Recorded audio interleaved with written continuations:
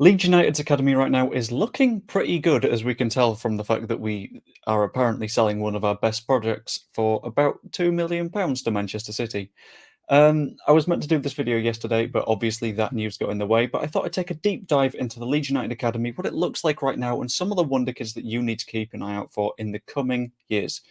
The first one is someone that I genuinely thought we would have seen in the first team by now. It's Sean McGurk. He keeps on getting goals and assists in PL2, the under-21s version of the Premier League, but he keeps not being picked for the first team, which is really, really confusing. I understand that he's an attacking midfielder, but you'd think it'd be worth a spot on the bench from time to time, considering that Jan Poveda is also on that bench, and I think McGurk is roughly that standard. He's a very tricky attacking midfielder with 7 goal contributions so far this season, and he's someone that I genuinely think is in with a shout of a place in the first team going forwards. Whether or not he's Premier League quality going forwards, we don't know.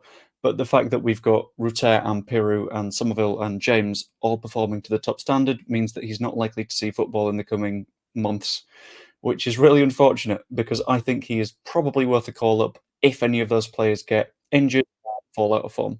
He's someone that we can definitely turn to in the future, I would say right now, but I guess we'll have to see. In addition to that, we have Luca Thomas playing for the under-21s, who is someone that you will have heard of a little bit less. He's a 19-year-old centre forward, and he's the side's second top scorer. Now, in a team where previously you had the likes of Matteo Joseph and Sonny Perkins and Joe Gelhardt and Sam Greenwood in that under-21 side, you've seen the sheer level of quality that the 21s can have. And the fact that Luca Thomas is someone that you've not really heard of and is the second top scorer behind Sean McGurk, who is the best player in the academy right now, is really, really telling of his potential levels of quality. Outside of that, we're going to get a little bit more defensive with this next one. And that defender is Chris Moore. Chris Moore has repeatedly captained the under-21 side, and he is a very, very sturdy centre-back.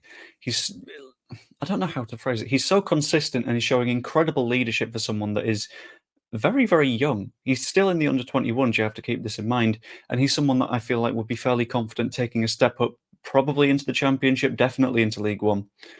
And I feel like he's someone that would have had a few more bench appearances if we had more centre-back injuries or if Charlie Cresswell could get some minutes. He's someone that I think is part of that stodged-up group of under-21s that are maybe a little bit too good, so they have to play under-21s minutes rather than in the first team because the first team is also a little bit too good at the moment.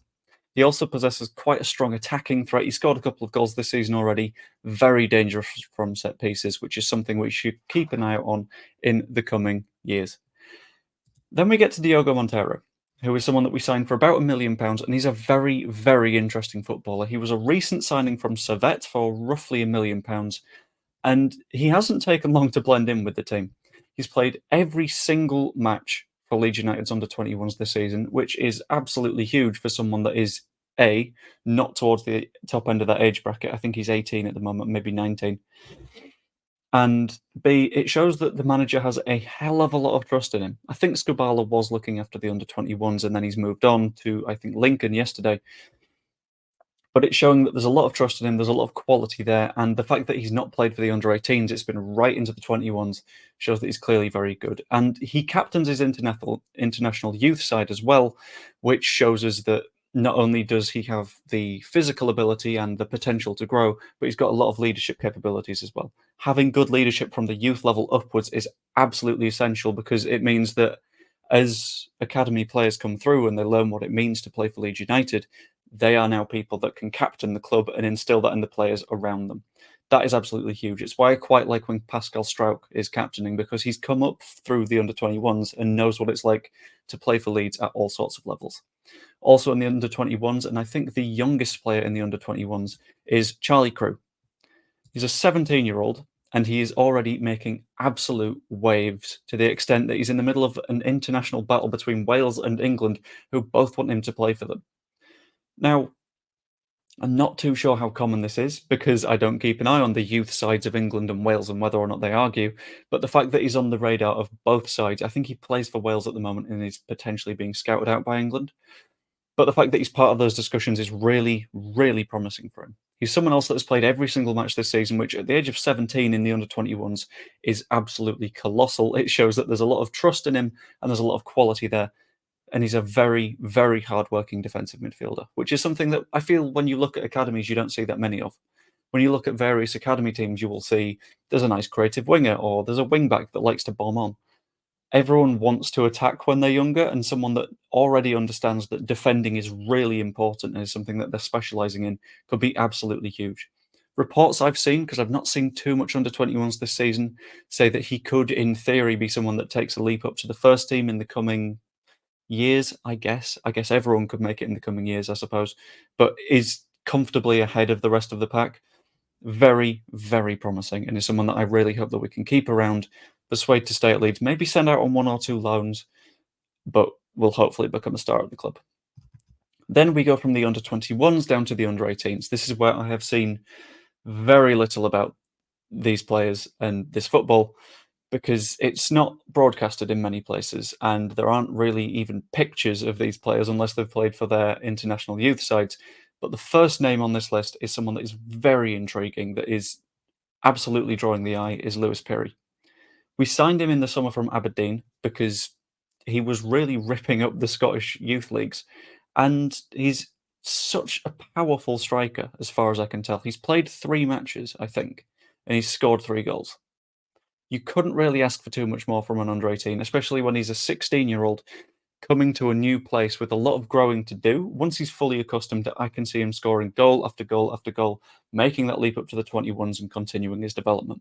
In addition to that, we also have Marley Wilson.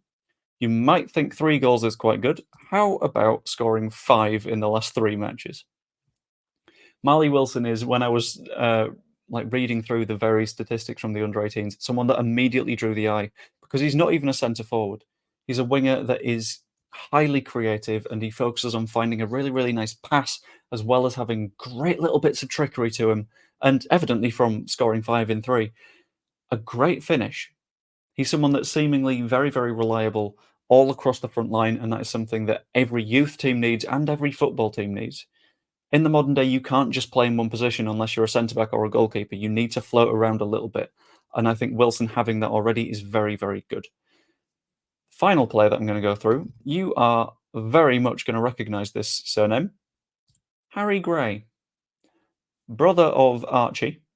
And you might think Archie's quite young. Harry is 14 years old, currently playing for England's under-16s, 2 years above his age range, which is huge at this level, considering that various players at that age are just going through puberty. So he's keeping up in terms of ability with people 2 years older than him, when 2 years makes the biggest difference of any age group. In addition to that, so far this season for the under-18s, he has played 3 matches and he has scored 3 goals. At the top of the pitch, we have so much talent. It is unbelievable.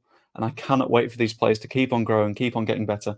The likes of Harry Gray and Marley Wilson, maybe even Lewis Perry, you will not see on a Leeds United senior team sheet for at least a few years, unless Perry absolutely tears up the under-21s as well, in which case, fantastic. We've got the new Harry Kane on our hands. But these are absolutely players for the future, and in my opinion, the future looks incredibly bright.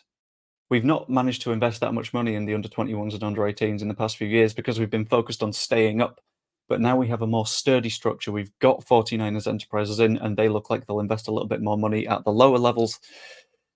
It could be absolutely huge, and even selling the likes of, how have I already forgotten his name? Finley Gorman. Selling the likes of Finley Gorman means we have plenty to reinvest, both in the academy structurally and in individual players.